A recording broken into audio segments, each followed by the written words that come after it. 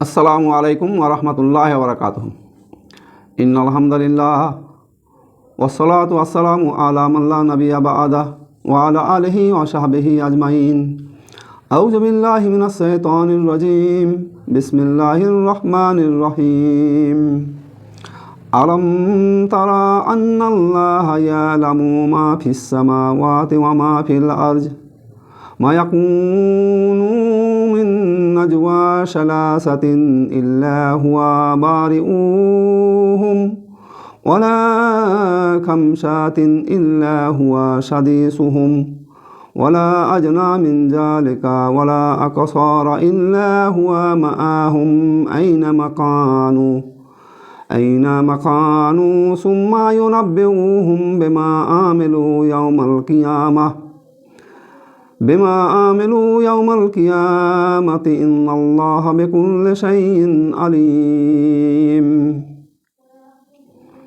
अलम तरा इलल लज़ीना नूहू अनिन नजवा सुम्मा यऊदूना लिमा नूहू अन्हु वयतनजाऊना बिल इस्मि वल उद्वान व माशियातिर रसूल वइज़ा जाऊका हय्युका बिमा लम युहय्यिका बिहिल्लाह व यक़ूलूना फ़ी अनफ़ुसिहिम लौला युअज़्ज़िबूनल्लाह बिमा नक़ूलु हस्बुहुम जहन्नमु यसलौनहा फबिइसल मसीर। या अय्युहल्लज़ीना आमनू इज़ा तनाजयतुम फला ततनजौ बिल इस्मि वल उद्वान व माशियातिर रसूल व तनजौ बिल बिर्रि वत्तक़वा वत्तक़ुल्लाहल्लज़ी इलैहि तुहशरून। इन्नमन नज़वा मिनश शैतान लियहज़ुना अल्लज़ीना आमनू वलैसा बिदौरिहिम शैअन इल्ला बिइज़्निल्लाह व अलल्लाहि फल्यतवक्कलिल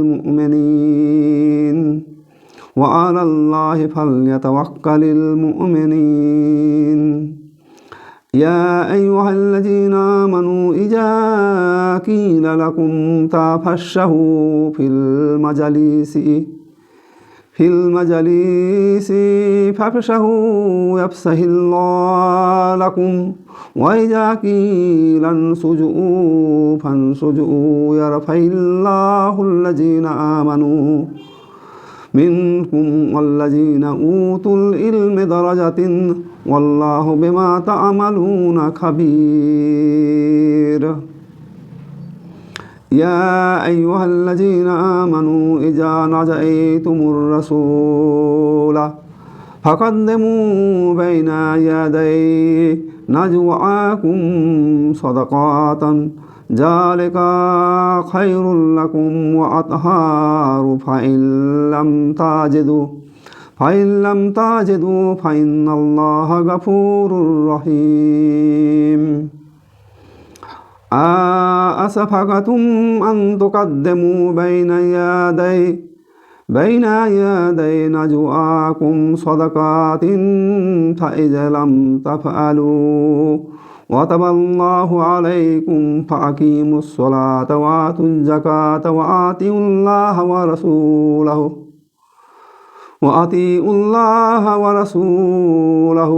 वल्लाहु खबीरुन बिमा तामलून। सदकाल्लाहुल अज़ीम। सम्मानित देश विदेशेर दर्शक श्रोता मंडली, যাবতীয় হামদ প্রশংসা গুণগান আমাদের মালিক মহান আল্লাহ রাব্বুল আলামিনের, যিনি আমাদেরকে আশরাফুল মাখলুকাত করে তৈরি করেছেন। লাইলাতুল কদরের রাত্রিতে কোরআনের এই আলোচনায় অংশগ্রহণ করার তৌফিক দান করেছেন। মহান আল্লাহর দরবারে শুকরিয়া আদায় করছি, আলহামদুলিল্লাহ। অথবা দরুদ ও সালাম শান্তির ধারা বর্ষিত হোক শেষ নবী বিশ্বনেতা হজরত মুহাম্মদ মুস্তাফা সাল্লাল্লাহু আলাইহি সাল্লামের প্রতি। আল্লাহুম্মা সাল্লি আলাইহি, আল্লাহুম্মা বারিক আলাইহি। আমরা সূরা আল মুজাদালা কোরআন মাজিদের 58 নম্বর সূরা এবং এটি 28 নম্বর পারায় অবস্থিত সূরা। এই 58 নম্বর সূরা 28 নম্বর পারা থেকে আমি গত পর্বে এই সূরা মুজাদালার 1 থেকে 6 নম্বর আয়াত আলোচনা করেছি। আজকে 7 থেকে 13 নম্বর আয়াত পর্যন্ত আলোচনা করব। আমা তৌফিকি ইল্লা বিল্লাহ তাওয়াক্কালতু ইলাইহি উনীব। আমরা বিগত পর্বে আলোচনা করেছি আল্লাহর নবী হযরত মুহাম্মদ মুস্তাফা সাল্লাল্লাহু আলাইহি সাল্লামের এক মহিলা সাহাবী খাওলা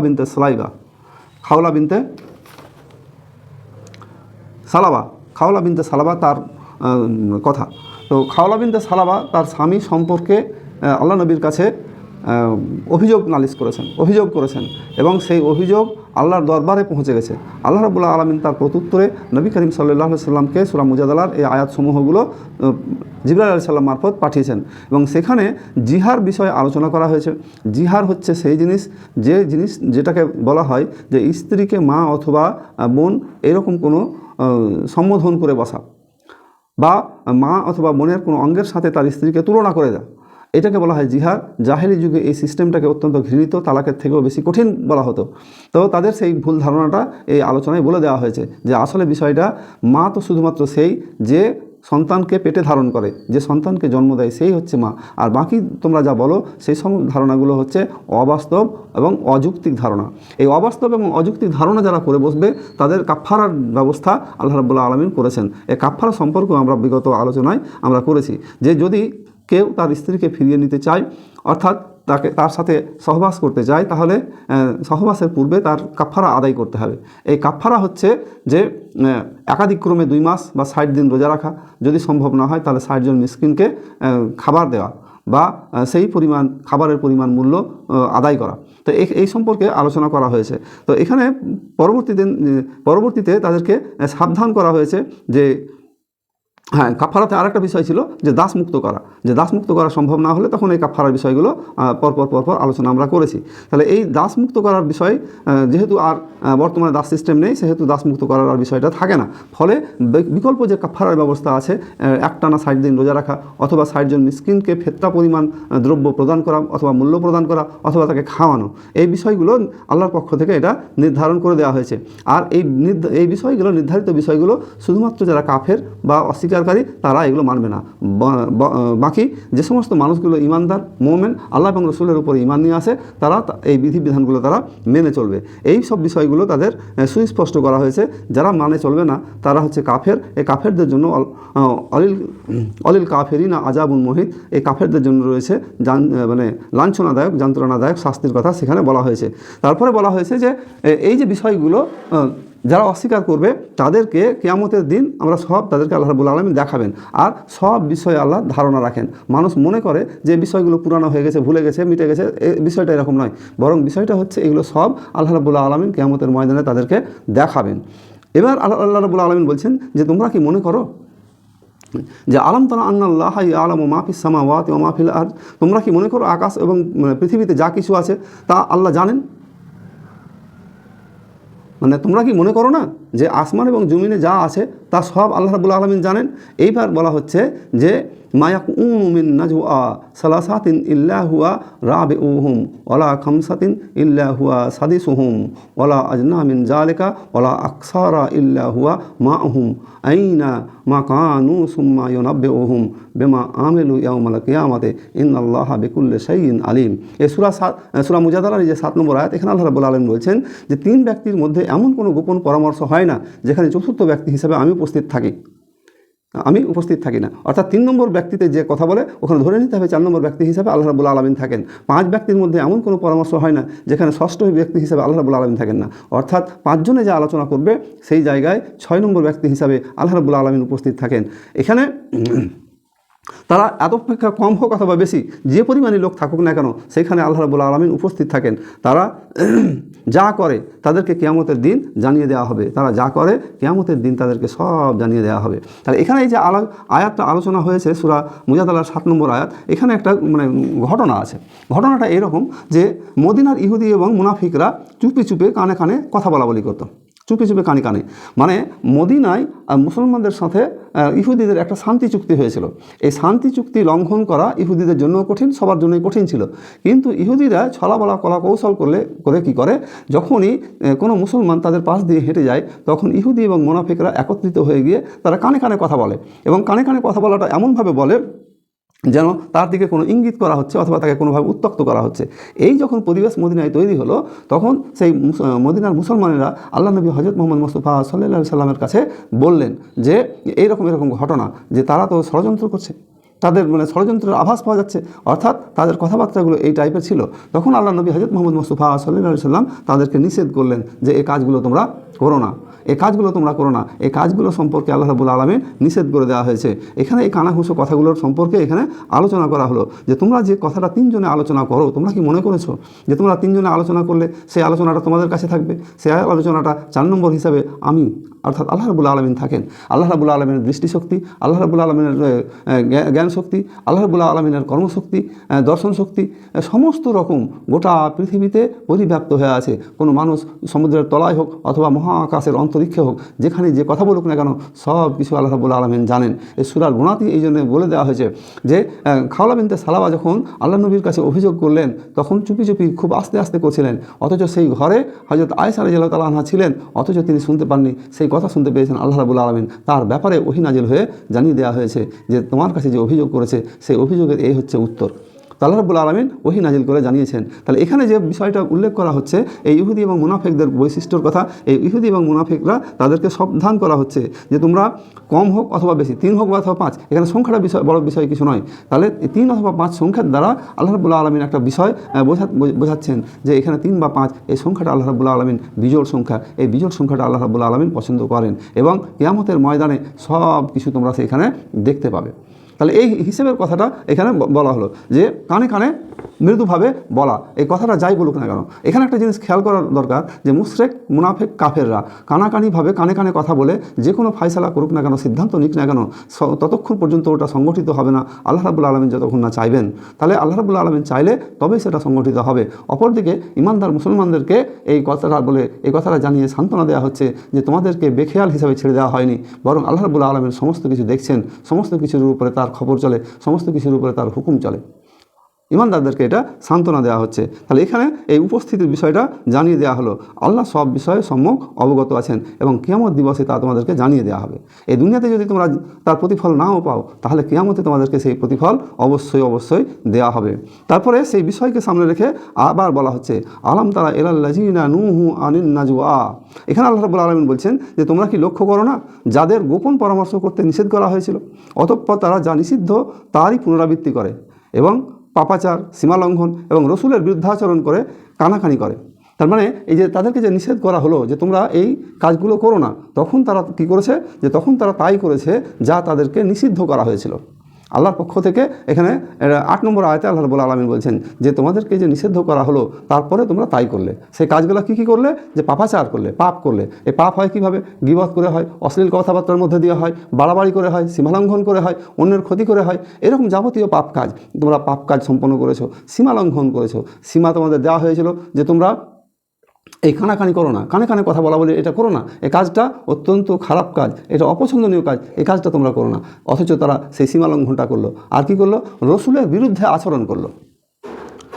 নবী করিম সাল্লাল্লাহু আলাইহি সাল্লাম হুকুম করেছিলেন যে তোমরা বলো না, তাহলে তারা ওই কাজটা জারি রাখলো, সেই কাজটা তারা আরও বাড়ালো, বেশি পরিমাণে করতে শুরু করলো, অর্থাৎ তারা নবীর বিরুদ্ধে আচরণ করলো। তো তারা যখন তোমার নিকট আসে তখন তারা তোমাকে এমনভাবে কথা বলে যে অভিবাদন জানায় যার দ্বারা তোমাদেরকে আল্লাহ রাব্বুল আলামিন অভিবাদন জানায়নি। এখানে অভিবাদন জানানোর বিষয়টা এইরকমভাবে তাফসীরকারকরা ব্যাখ্যা করছেন যে যখন এই মুনাফিক এবং ইহুদি শ্রেণীর লোকেরা নবী করিম সাল্লাল্লাহু আলাইহি সাল্লামের কাছে আসে তখন তারা তাদেরকে সালাম দেওয়ার পরিবর্তে সাধারণত সালাম দেওয়া হয় কীভাবে? আসসালামু আলাইকুম ওয়া রাহমাতুল্লাহি ওয়া বারাকাতুহু। তখন এই সুন্দরভাবে সালাম না দিয়ে তারা সালাম দেয় আসসালামু আলাইকুম, অর্থাৎ আসসামু সালামের পরিবর্তে যখন এই শব্দটা উচ্চারণ করা হয় তখন এর দ্বারা বোঝানো হয়, তখন এর বাংলা অর্থ দাঁড়ায় আসসালামু আলাইকুম, তোমার উপরে মৃত্যু আরোপিত হোক। তো আল্লাহ নবী হযরত মুহাম্মদ মুস্তাফা সাল্লাল্লাহু আলাইহি সাল্লাম তাদেরকে যে উত্তরটা দিতেন সেই উত্তরটা হচ্ছে ওয়া আলাইকুম তোমার উপরেও, অর্থাৎ তুমি যা বলেছো সেটা তোমার উপরেও বর্তাক। তো এই বিষয়ে হযরত আয়েশা রাদিয়াল্লাহু তাআলা আনহা একদিন আল্লাহ নবীকে জিজ্ঞাসা করলেন যে তারা যে আপনার মৃত্যু কামনা করছেন। তখন হযরত মুহাম্মদ মুস্তাফা সাল্লাল্লাহু আলাইহি সাল্লাম আয়েশা রাদিয়াল্লাহু তাআলা আনহাকে বললেন যে তুমি কি খেয়াল করোনি আমি কি বলেছি? তখন আল্লাহ নবী বললেন যে আমি তাদের উত্তর দিয়েছি ওয়া আলাইকুম, তোমাদের উপরেও, অর্থাৎ তোমরা আমার ক্ষেত্রে যা চেয়েছো আমিও তাই তোমার ক্ষেত্রে চাইলাম। এবার খেয়াল করেন যে এই দুটো চাওয়া, কার চাওয়াটা বেশি অগ্রাধিকার পাবে, কার চাওয়া আল্লাহর দরবারে কবুল হবে, ইহুদিদের না নবীর? তাহলে এই জায়গাটা আমাদেরকে খেয়াল রাখতে হবে যে কারো ক্ষতি করতে চাইলে নিজের সেই ক্ষতিতে যেন পড়ে যেতে হয়। সুতরাং অন্যের ক্ষতি করা চলে না, অন্যের ক্ষতি চাওয়া চলে না। এখানে ইহুদিদেরকে এই সতর্কতাটা করা হয়েছে যে তোমাদেরকে যেটা নিষেধ করা হলো অথচ তোমরা সেটাই করলে, তোমরা সেই বাড়াবাড়ি করে বসলে। তোমাদেরকে নিষেধ করা হলো কানে কানে কথা বলতে হবে, সেটাকে তোমরা করলে। তোমরা মানে যে অভিবাদন দিলে, সালাম দিলে, সেই সালামের জায়গাতেও তোমরা গণ্ডগোল করে বসলে। তারা মনে মনে বলে আমরা যা বলি ইহার জন্য আমাদের শাস্তি দেন না কেন? এই কাফেররা মনে মনে বলে যে আমরা যে কাজটা করছি এই কাজের জন্য আমাদেরকে শাস্তি দেওয়া হয় না কেন? তাহলে তারা মনে মনে ভাবে যে যদি আল্লাহ নবী হযরত মুহাম্মদ মুস্তাফা সাল্লাল্লাহু আলাইহি সাল্লাম সত্যিই নবী হতেন আর আমরা নবীর বিরুদ্ধে এত কিছু করছি তাহলে আমাদের উপরে শাস্তি এতদিন নেমে চলে আসতো। তো নেমে আসে না কেন? অর্থাৎ তারা মনে মনে এটা ভাবতো যে তাহলে হযরত মুহাম্মদ সাল্লাল্লাহু আলাইহি সাল্লাম প্রকৃতপক্ষে নবী নয়, নাউজুবিল্লাহি মিন যালিক। তাহলে এই ধারণা তারা করতো যে আমাদের উপরে ওই মানে শাস্তি, আল্লাহর পক্ষ থেকে শাস্তি আসে না কেন? আমরা তো নবীর বিরোধিতা করছি, আমরা তো নবীকে হত্যা করার চেষ্টা করছি, আমরা তো নবীকে দেশ থেকে তাড়িয়ে দেওয়ার চেষ্টা করেছি। এরকম হাজারো কাজ কুরাইশরা করেছে, মদিনার ইহুদিরা করেছে, এবং মদিনায় যে মুনাফিকরা ছিল সেই মুনাফিকরাও ইহুদিদের সাথে যোগ সাজস রেখে যোগাযোগ করে তারাও সেই নবীর ক্ষতি চেয়েছে, সাহাবা ইকরামদের ক্ষতি চেয়েছে, ইসলামের ক্ষতি চেয়েছে। তাহলে এই যে ক্ষতি চেয়েছে, এই ক্ষতি চাওয়ার ফলে তাদের উপরে আল্লাহর পক্ষ থেকে গজব, আল্লাহর পক্ষ থেকে শাস্তি আসে না কেন? তারা এটা প্রশ্ন তুলছে। তো আল্লাহ তাদেরকে জানাচ্ছেন জাহান্নামই তাদের উপযুক্ত শাস্তি, সেখানে তারা প্রবেশ করবে এবং কত না নিকৃষ্ট জায়গা। আল্লাহ বলছেন লা ইউআযিবুনাল্লাহ বেমা নাকুলু হাসবুহুম জাহান্নাম ইয়াসলাউনাহা ফাবিসাল মাসির। সেখানে জাহান্নাম তাদের জন্য উপযুক্ত জায়গা, অর্থাৎ তারা জাহান্নামে যাবে এবং এই জাহান্নামটাই হচ্ছে তাদের জন্য উপযুক্ত জায়গা। মানে দুনিয়াতে যদি তাদেরকে শাস্তি দেওয়া নাও হয় তাহলে আখেরাতে মৃত্যুর পরে তাদেরকে অবশ্যই শাস্তি দেওয়া হবে। তো আল্লাহ রাব্বুল আলামিন এখানে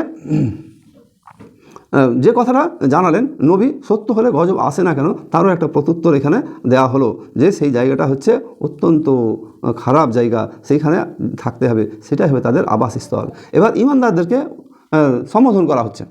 এবার ঈমানদারদেরকে সম্বোধন করে বলা হচ্ছে ইয়া আইয়ুহাল্লাযীনা আমানু ইজা তানাজাইতুম ফালা তাতানাজাউ বিল ইসমি ওয়াল উদওয়ান ওয়া মাশিয়াতির রাসূল ওয়া তানাজাউ বিল বিররি ওয়াত তাকওয়া আত্তাকুল্লাহাল্লাযী ইলাইহি তুহশারুন।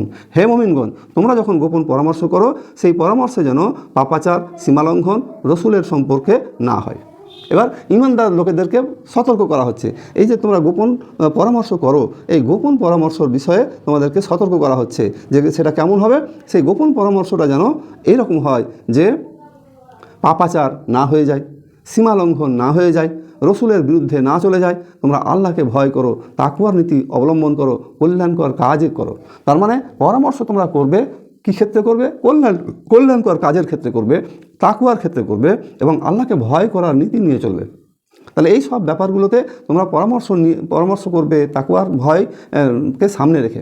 তাহলে গোপন পরামর্শ করতে হবে না বিষয়টা এরকম নয়, করতে হবে। তবে এখানে একটা মানদণ্ড আল্লাহ রাব্বুল আলামিন দিয়ে দিলেন যে এই মানদণ্ডটা হচ্ছে যে মুমিনদের যেন কোনো মনোকষ্ট না হয়, সেখানে যেন তোমাদের মুনাফিক ইহুদিদের যে স্বভাব চরিত্র, এই মুনাফিক ইহুদিদের স্বভাব চরিত্র তোমাদের মধ্যে যেন ফুটে না ওঠে। মুনাফিক ইহুদিরা করেছিল কি? তারা পাপাচার করেছিল, তারা সীমালঙ্ঘন করেছিল, তারা রসুলের বিরুদ্ধে অবস্থান নিয়েছিল। ঈমানদারদেরকে সতর্ক করা হচ্ছে তোমরা গোপন পরামর্শে যেন পাপাচার না হয়, সীমালঙ্ঘন না হয়, রসুলের বিরুদ্ধে তোমাদের অবস্থান না হয়। এই বিষয়ে সতর্ক করা হচ্ছে যে তোমরা সতর্ক থাকো, আল্লাহকে ভয় করো আর কল্যাণকর কাজ করো। আল্লাহকে ভয় করার নীতি নিয়ে চলো আর কল্যাণকর কাজ করো। কল্যাণকর কাজের ক্ষেত্রে তোমরা এখানে আর একটা বিষয় আছে, পরের আয়াতে 10 নম্বর আয়াতে বলা হচ্ছে যে শয়তানের প্ররোচনায় এই গোপন পরামর্শ মুমিনদেরকে দুঃখ দেওয়ার জন্য, কিন্তু আল্লাহর ইচ্ছা ব্যতীত শয়তান তাদের সামান্য ক্ষতি সাধনে সক্ষম নয়। মুমিনদের কর্তব্য হলো আল্লাহর উপর নির্ভর করা।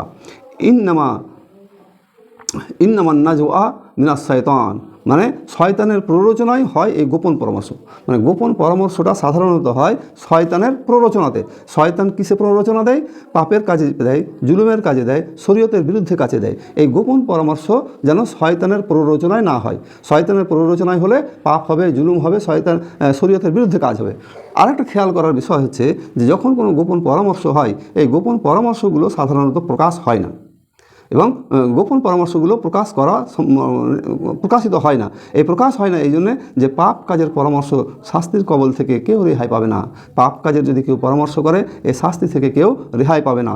আল্লাহ রাব্বুল আলামিন স্মরণ করাচ্ছেন যে তোমরা গোপনে 3 জনে পরামর্শ করো অথবা 5 জনে করো না কেন, সেখানে চতুর্থ অথবা ষষ্ঠ ব্যক্তি হিসাবে আমি উপস্থিত থাকি। আল্লাহ রাব্বুল আলামিনের কাছে এই পরামর্শ বিষয়টা মাথায় রাখতে হবে। তবে সৎ কাজের জন্য পরামর্শ করা যাবে। এখানে বলা হচ্ছে যে আল্লাহর ইচ্ছা ব্যতীত শয়তান তাদের সামান্যতম ক্ষতি করতে পারে না। তোমরা শয়তানের প্ররোচনায় যদি সেই অংশীদার হয়ে যাও, সেই গোপন কাজের, পাপের কাজের, সীমালঙ্ঘনকারী কাজের, রসুলের বিরুদ্ধের কাজে যদি অংশগ্রহণ করে ফেলো শয়তানের প্ররোচনায়, তবে তোমরা মনে রাখো শয়তান মানুষের কোনো ক্ষতি করতে পারে না আল্লাহ যদি না চান। আল্লাহ চাইলে তার ক্ষতি সাধিত হবে, নচেত গোটা দুনিয়ার মানুষ, পৃথিবীর মানুষ একদিকে হলেও তার কোনো ক্ষতি হবে না, ক্ষতি করতে পারবে না। মুমিনদের উচিত হচ্ছে ওয়ালাল্লাহি ফালিয়াতাওয়াক্কালিল মুমিনিন।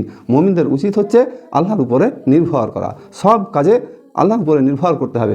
মুমিনদের এটা হচ্ছে বৈশিষ্ট্য। ওয়ালাল্লাহি ফালিয়াতাওয়াক্কালিল মুমিনিন। মুমিনদের উচিত আল্লাহর উপরে একনিষ্ঠভাবে ভরসা করা। পরের আয়াতে আল্লাহ রাব্বুল আলামিন বলছেন যে ইয়া আইয়ুহাল্লাযীনা আমানু ইযা কিলা লাকুম তাফাসসাহু ফিল মাজালিসি ফাফসাহু ইয়াফসাহিল্লাহ লাকুম ওয়া ইযা কিলান সুজুউ ফানসুজু। হে মুমিনগণ, তোমাদেরকে যখন বলা হয় যে মজলিসে বসার কথা, মজলিসে প্রবেশ করো, মজলিস প্রশস্ত করো, তখন তোমরা স্থান করে দেবে। তো আল্লাহ তোমাদের জন্য স্থান প্রশস্ত করে দেবেন এবং যখন বলা হয় উঠে যাও, তখন উঠে যাবে। তোমাদের মধ্যে যারা ঈমান এনেছে এবং যাদেরকে জ্ঞান দান করা হয়েছে আল্লাহ তাদেরকে মর্যাদায় উন্নত করবেন। আল্লাহ লিপিবদ্ধ করে রেখেছেন তোমরা যা করো সেই সম্পর্কে সবিশেষ অকিবহাল। আল্লাহ রাব্বুল আলামিন এখানে ঈমানদারদেরকে আবার বলছেন যে ইয়া আইয়ুহাল্লাযীনা আমানু ইযা কিলা লাকুম তাফাসসাহু ফিল মাজালিসি, যে হে ঈমানদারগণ, তোমাদেরকে যখন বলা হয় মজলিসে স্থান প্রশস্ত করে দাও, তখন তোমরা স্থান প্রশস্ত করবে। মানে কোনো একটা জায়গায় মজলিস হচ্ছে, এই মজলিসগুলো সাধারণত এরকম যে আল্লাহ নবী হযরত মুহাম্মদ মুস্তাফা সাল্লাল্লাহু আলাইহি সাল্লাম যখন সাহাবা ইকরামদের নিয়ে কোথাও আলোচনার টেবিল আলোচনা করছেন, তখন সেখানে অনেক লোক উপস্থিত হয়ে আছে। এবার পরে যে সমস্ত মানুষগুলো এলো তারা বসার জায়গা পাচ্ছে না, তখন বলা হচ্ছে যে তোমরা সেই জায়গাটাকে প্রশস্ত করো, অর্থাৎ তোমরা একটু সেটে বসো, তাহলে পরে যারা এসেছে তারা যেন বসার সুযোগ পায়। এক মজলিসে বসার, এটা হচ্ছে সেটে বসার। 2 নম্বর কথা হচ্ছে যে যখন সেখানে লোক যদি উঠে যেতে বলা হয়, এখানে একটা কথা বলা হয়েছে যে ফাফসাহু ইয়াফসাইল্লাহ লাকুম ওয়া ইযা কিলান সুজু ফানসুজু ইয়ারফাউল্লাহ আল্লাযীনা আমানু মিনকুম ওয়াল্লাযীনা উতুল ইলমে দারাজাতিন ওয়াল্লাহু বিমা তা'মালুনা খাবীর। বলা হচ্ছে যে যখন তোমাদেরকে বলা হবে যে উঠে যাও, তখন তোমরা উঠে যাবে। যখন বলা হবে যে উঠে যাও, এই উঠে যাওয়ার কথাটা কে বলবে এইখানে কিন্তু স্পষ্ট করে বলা নেই। তবে হাদিসে আছে যে এই উঠে যাওয়ার কথাটা বাহির থেকে যিনি পরে এলেন তিনি বলবেন না, অর্থাৎ পরে যিনি এসেছেন তিনি কাউকে উঠিয়ে বসবেন, বিষয়টা এরকম নয়, এটা জায়েজ নেই। বরং মজলিসের মধ্য থেকে কেউ বলতে পারে, কাউকে যদি উঠে যাওয়ার প্রয়োজন হয় তাহলে মজলিসের মধ্য থেকে কেউ বলবে, পরে যে এসেছে সে বলতে পারবে না। আর এরকম যদি করা হয় তাহলে তোমরা তখন উঠে যাবে, অর্থাৎ বসার জায়গা করে দেবে। তবে পরে যিনি এসেছেন তিনি এই কথাটা কিন্তু বলতে পাবেন না। এখানে সেই কথাটা, সেই রেস্ট্রিকশনটা দেওয়া হয়েছে। তোমাদের মধ্যে যারা ঈমান এনেছে এবং যাদেরকে জ্ঞান দান করা হয়েছে আল্লাহ তাদেরকে মর্যাদায় উন্নত করবেন। যারা ঈমানদার এবং যাদেরকে জ্ঞান দেওয়া হয়েছে তাদেরকে মর্যাদায় আল্লাহ রাব্বুল আলামিন উন্নত করবেন। মিনকুম আল্লাযীনা উতুল ইলমে দারাজাতিন, তাদের মর্যাদা অনেক বাড়িয়ে দেবেন। তাহলে এখানে শুধু ঈমান আর নয়, তার সাথে জ্ঞান, ঈমান এবং জ্ঞানের যারা সমৃদ্ধ তাদেরকে আল্লাহ রাব্বুল আলামিন মর্যাদাশীল করবেন। এটা হচ্ছে আল্লাহ রাব্বুল আলামিনের ঘোষণা। আল্লাহ সব লিপিবদ্ধ করে রেখেছেন, আল্লাহু বিমা তা'মালুনা খাবীর, এবং তোমরা যা করো সেই সম্পর্কে সব অভিহিত। আল্লাহ সব লিখে রেখেছেন আর তোমরা যা করো সেই সম্পর্কে সব ওয়াকিবহাল। অর্থাৎ তাহলে কোনো মজলিসে বসার এখানে আগমনের এখানে যে শিষ্টাচারের বর্ণনাটা দেওয়া হলো, সেই শিষ্টাচার এখানে বলা হচ্ছে যে নবী করিম সাল্লাল্লাহু আলাইহি সাল্লাম বলেছেন যে কোনো ব্যক্তি যেন অন্য কোনো ব্যক্তিকে উঠিয়ে না বসে, বরং মজলিসের জায়গাকে প্রশস্ত করে নাও, মজলিসের জায়গাকে প্রশস্ত করে নাও, অর্থাৎ তোমরা সেটে সেটে বসো, তাহলে সেখানেই দেখা যাবে বেশি সংখ্যক লোক বসতে পেরেছে। এই বিষয়টা এখানে তুলে ধরা হয়েছে। 12 নম্বর আয়াতে আল্লাহ রাব্বুল আলামিন বলছেন যে আবার ইমানদারদেরকে সম্বোধন করে বলা হচ্ছে যে ইয়া আইয়ুহাল্লাযিনা আমানু ইজা নাজাইতুমুর রাসূল ফাকাদ্দিমু বাইনা ইয়াদাই নাজওয়াকুম সাদাকাতান যালিকা খায়রুল লাকুম ওয়া আতহারু ফাইল্লাম তাজিদু ফাইনাল্লাহা গাফুরুর রহিম। হে মুমিনগণ, তোমরা রসুলের সাথে চুপি চুপি কথা বলতে চাইলে উহার পূর্বে সাদকা প্রদান করবে, এটা তোমাদের জন্য শ্রেয় এবং পরিশোধক।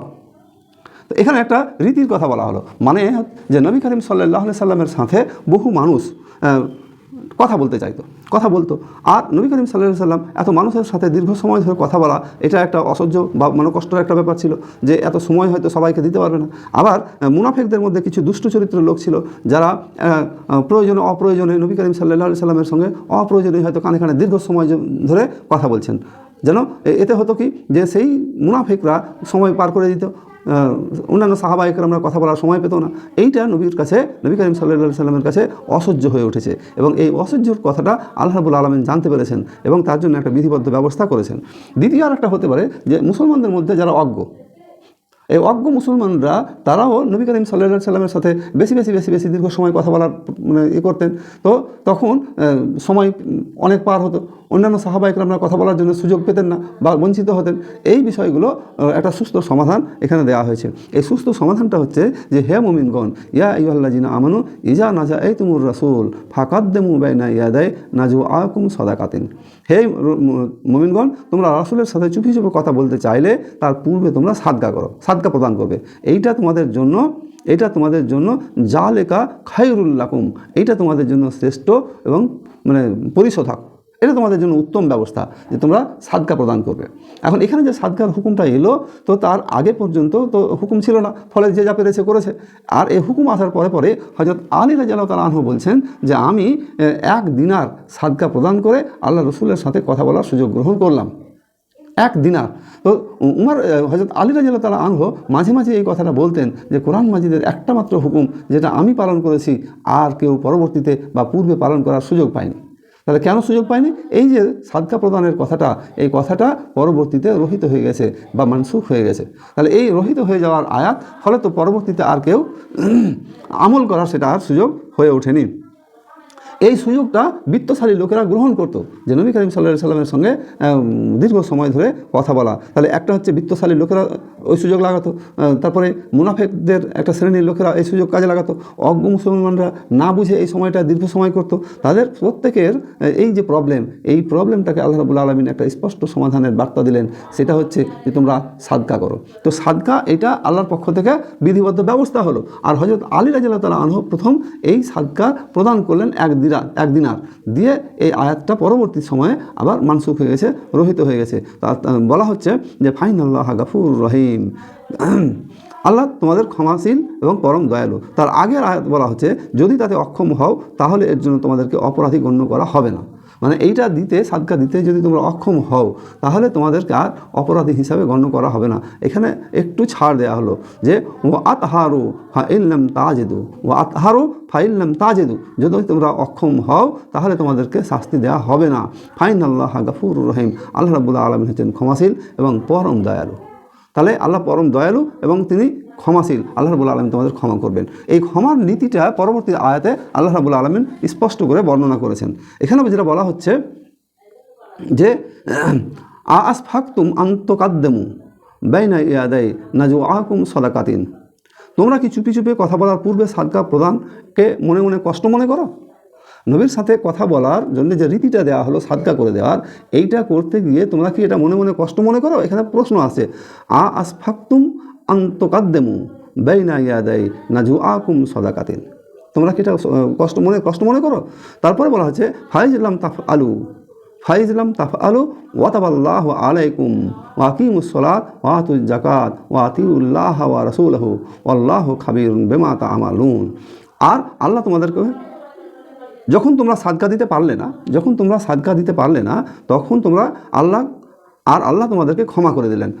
তোমাদের যে মনে কষ্ট হচ্ছে, অসুবিধা হচ্ছে, নাপারক অবস্থা, গরিব অনেক নিঃস্ব সাহাবী আছে যারা অত্যন্ত গুরুত্বপূর্ণ কাজেও অংশগ্রহণ করতে পারে না, তাদের ক্ষেত্রে বলে দেওয়া হচ্ছে যে তোমরা এটা যদি দিতে না পারো তাহলে তোমরা করো কি, তোমরা সালাত প্রতিষ্ঠা করো, জাকাত প্রদান করো এবং আল্লাহ রসুলের আনুগত্য করো। তোমরা যা করো আল্লাহ তা সম্যক অবগত আছেন। তাহলে আগের সিস্টেমটা, সাদকা প্রদানের সিস্টেমটা এখানে স্পষ্টভাবে রহিত করে দেওয়া হলো পরের বর্ণনায়। তাহলে সিস্টেমটা এটা ছিল যে আল্লাহ নবী হযরত মুহাম্মদ মুস্তাফা সাল্লাল্লাহু আলাইহি সাল্লামের সাথে মুনাফিকরা, মানে বিত্তশালী লোকেরা বা অজ্ঞ মুসলমানেরা বেশি সময় ধরে, দীর্ঘ সময় ধরে কথাবার্তা বলার কারণে একটা সমস্যা তৈরি হতো। নবী করিম সাল্লাল্লাহু আলাইহি সাল্লাম বিরক্ত বোধ করতেন, ক্লান্তি বোধ করতেন এবং এত দীর্ঘ সময় অল্প কয়েকজন মানুষকে সময় দিলে আর অন্যদের কি সময় দেবেন, এরকম ব্যাপারগুলো ছিল। তাহলে এই ব্যাপারগুলোর সমাধানের জন্য আল্লাহর পক্ষ থেকে সাদকার ব্যবস্থা করা হলো।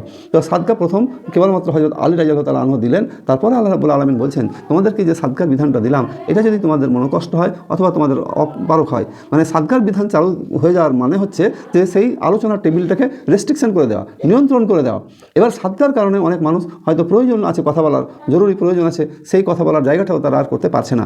পরবর্তীতে তাদেরকে এই রেহাই দেওয়া হলো। এই রেহাইয়ের একটা মাত্রা হচ্ছে যে সমস্ত মানুষগুলো ঈমানদার, আল্লাহ এবং রসুলের উপর ঈমান এনেছে আর সালাত প্রতিষ্ঠা করে, জাকাত প্রদান করে, আল্লাহ এবং রাসূলের আনুগত্য করে, এই লোকগুলো করবে কি, তার প্রয়োজনীয় কথা ছাড়া অন্য বেশি কথা নবী করিম সাল্লাল্লাহু আলাইহি সাল্লামের সঙ্গে বলবে না। ফলে মুনাফিকরা যখন নবী করিম সাল্লাল্লাহু আলাইহি সাল্লামের সঙ্গে দীর্ঘ সময় ধরে কথা বলবে তখন তাদের মুনাফিকি বৈশিষ্ট্য প্রকাশ হয়ে যাবে, আর এই ভয়ে মুনাফিকরা তখন আর দীর্ঘ সময় কথা বলবে না। ফলত ঈমানদারদেরকে এই বিষয়টা প্রশিক্ষণ দেওয়া হচ্ছে যে তোমরা সালাত কায়েম করো, জাকাত দাও, আল্লাহ এবং রাসূলের অবাধ্য হয়েও না, আল্লাহ এবং রাসূলের অবাধ্য হয় না।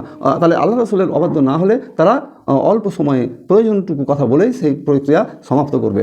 ফলে দেখা যাবে যে মুনাফিকদের যে বৈশিষ্ট্য, চরিত্র, সেটাও বেরিয়ে এসেছে। তাহলে আমরা আজকে যে আলোচনা করলাম, এই আলোচনার প্রথম অংশে ছিল ইহুদি এবং মুনাফিকদের বৈশিষ্ট্য সম্পর্কে, এবং ইহুদি এবং মুনাফিকরা কানে কানে আলোচনা করত এবং কানাকানি করত, মুসলমানদেরকে বিদ্রুপ করত, মুসলমানদের বিরুদ্ধে বিভিন্ন ষড়যন্ত্র করত। এই ষড়যন্ত্রের কথাটা আল্লাহ রাব্বুল আলামিন নবীর মাধ্যমে তাদেরকে নিষেধ করলেন যে তোমরা এই কাজটা করো না। তারপরেও তাদের এই কাজটা বেড়েছে। এই বাড়ার কারণে তাদেরকে হুঁশিয়ারি দেওয়া হয়েছে যে তোমরা যদি এই দুনিয়াতে তোমাদেরকে আমি ছাড়ও দেওয়া হয় তাহলে কিয়ামতের ময়দানে তোমাদেরকে এর থেকে কোনো ছাড়ের ব্যবস্থা থাকবে না। ফলে তোমরা সব সেই দিন জানতে পারবে। এই জানানোর পর ঈমানদার লোকেদেরকে বলা হচ্ছে যে তোমরা কানে কানে কথা বলতে পারবে, শুধুমাত্র শর্ত আছে। শর্তটা হচ্ছে এই কল্যাণমূলক কাজ, আল্লাহ ভীরুর কাজ এবং আল্লাহ এবং রাসূলের আনুগত্যমূলক কাজে করতে পারবে। তবে তোমরা যখন কোনো জায়গায় অবস্থান করবে, তোমাদের সাথে যদি তিনজন লোক থাকে, তাহলে তোমরা দুজনে কোনো পরামর্শ করবে না, তাকে সাথে নিয়ে পরামর্শ করবে।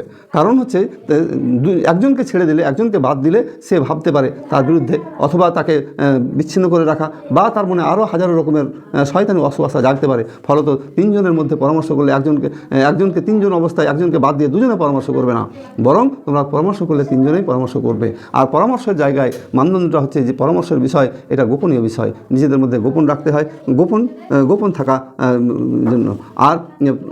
আরেকটা ব্যাপার স্মরণ করে দেওয়া হয়েছে যে পরামর্শটা সৎ কাজের জন্য হবে, আল্লাহর কাছে নিজের সংখ্যা পছন্দনীয়, মানে আল্লাহর কাছে বিজোড় সংখ্যা পছন্দনীয়। এখানে 3 এবং 5-এর কিছু আলোচনা করা হয়েছে। ইহুদি মুসলমানদের সাথে যে শান্তি চুক্তি হয়েছিল, সেই শান্তি চুক্তির বিনিময়ে তারা প্রকাশ্য সরাসরি বিরোধিতা না করতে পেরে তারা এই কানে কানে কথা বলার প্রক্রিয়াগুলো, ষড়যন্ত্রগুলো তারা বজায় রেখেছিল, গোপনে বলে রেখেছিল।